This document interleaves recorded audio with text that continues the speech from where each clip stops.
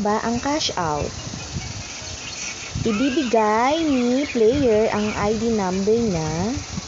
Ika-copy. And then,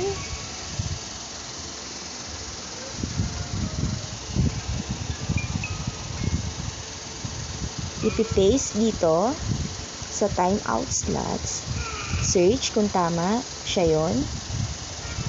And then, confirm. Confirm.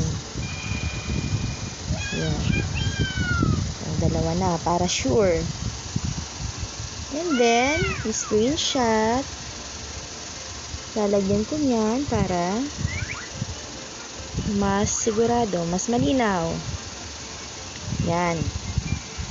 Tapos, inform ko si player na na-invite ko na siya. Kaya may arrow doon, dapat senyora ang inviter. Dahil kung hindi, ibig sabihin, iba ang nag-invite sa kanya.